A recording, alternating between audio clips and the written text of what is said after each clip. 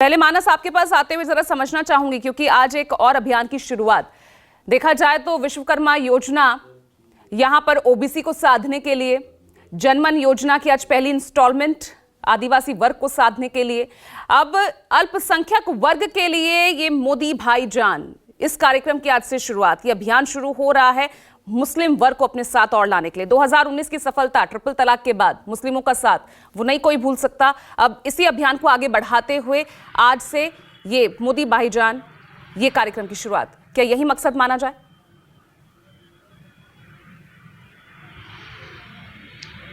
देखिए, निश्चित तौर पर अल्पसंख्यक वर्ग को रिझाने के लिए लगातार भारतीय जनता पार्टी की तरफ से अलग अलग स्तर पर प्रयास किए जाते रहे और अभी भी वो प्रयास लगातार जारी हैं। भले ही वो सामने नजर ना आए, लेकिन भीतर ही भीतर ये काम काफी समय से चल रहा था। भारतीय जनता पार्टी की सरकार ये भी मानती है और बार बार मंच से कहती भी है कि जितनी भी लाभार्थियों की योजनाएं चल रही हैं उसमें कोई भेदभाव नहीं है। जो लाभ हिंदू वर्गों को मिलता है या दूसरे वर्गों को मिलता है, वही लाभ मुस्लिम वर्ग को भी मिलता है और बगैर किसी भेदभाव के मिलता है, चाहे वो राशन की योजना हो या फिर प्रधानमंत्री आवास योजना से लेकर जो तमाम योजनाएं चल रही हैं। दूरी है ना खाई है, मोदी अपना भाई है, ये नारा करीब आज से 2 महीने पहले भारतीय जनता पार्टी के मंच पर कुछ मुस्लिम नेताओं ने लगाया था और उसके बाद से ये नारा एक तरीके से भारतीय जनता पार्टी की एक लाइन बन गया मुस्लिम मतों को लेकर के। और आज एक बड़े कार्यक्रम की शुरुआत हो रही है जिसका नाम है शुक्रिया मोदी भाईजान। लखनऊ का क्राइस्ट चर्च कॉलेज है, हजरतगंज में ही स्थित है और वहां पर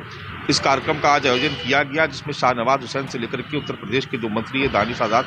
तमाम आपको मुस्लिम चेहरे नजर आएंगे। उनके साथ भारतीय जनता पार्टी के भी तमाम बड़े चेहरे, चाहे सरकार के हो या संगठन के, यानी सरकार से डिप्टी सीएम ब्रजेश पाठक और तमाम दूसरे मंत्री शामिल हो रहे हैं। तो संगठन की तरफ से भूपेंद्र चौधरी और संगठन के जो दूसरे महत्वपूर्ण लोग हैं वो शामिल हो रहे। एक तरीके से ये कैंपेन है और ये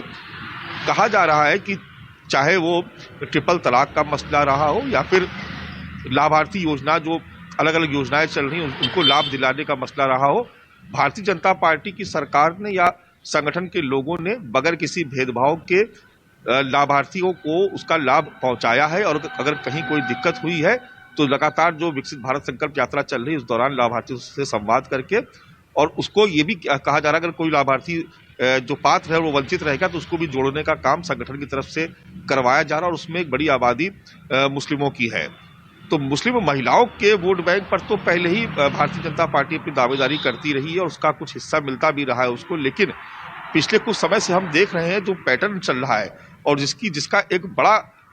हमने देखा एक बड़ी रणनीति के तहत जो नगर निकाय के चुनाव हुए थे, 600 से ज्यादा मुस्लिम कैंडिडेट्स भारतीय जनता पार्टी ने उतारे थे, जो अपने आप में इतिहास रहा, इससे पहले कभी ऐसा नहीं हुआ। तो एक तरीके से जो मुस्लिम वोट बैंक है उसको लेकर के भारतीय जनता पार्टी की तरफ से लगातार ये प्रयास किया जा रहा है कि वो उसके खाते में आ जाए।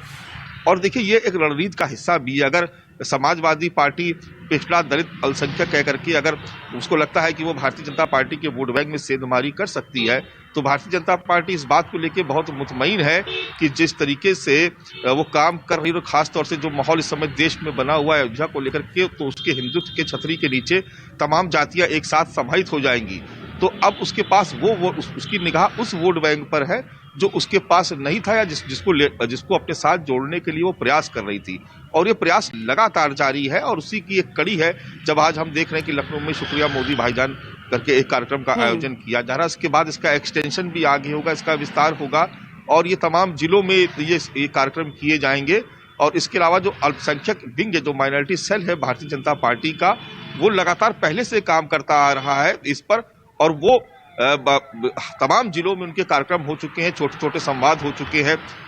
तमाम ऐसी पॉकेट्स जहां पर जो मुस्लिम बहुल इलाके हैं वहां पर जाकर के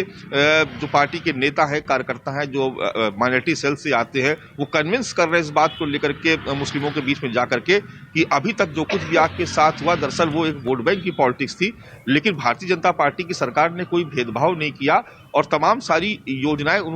जाके बताई जा रही है कि किस तरीके की योजनाएं जिसका आपको लाभ मिल रहा है। तो भारतीय जनता पार्टी के साथ जुड़े रहने में हित है मुसलमानों का, ना कि इधर उधर भटकने से उनको कोई फायदा नहीं होगा। तो एक बहुत सूझबूझ के साथ और बड़ी रणनीति के साथ ये कैंपेन चलाया जा रहा है। इसका क्या असर होगा, देखिए इसका आकलन अभी कर पाना थोड़ा सा मुश्किल है, लेकिन इतना जरूर है कि वो दूरी नहीं रही भारतीय जनता पार्टी की मुस्लिमों के बीच में एक जो संवाद एक वक्त पर जरूर हुआ स्थापित करती हुआ है और थी। बीजेपी वाकई को में वो ऐसा दूरी लगता पाटी गई है। कि कुछ न कुछ उसको हिस्सा जरूर मिलेगा। वो दूरी पाटी गई है और वो दूरी और कम हो, इसी के तहत ये एक और अभियान यहां पर आज से शुरू हो रहा है। शुक्रिया मोदी भाईजान।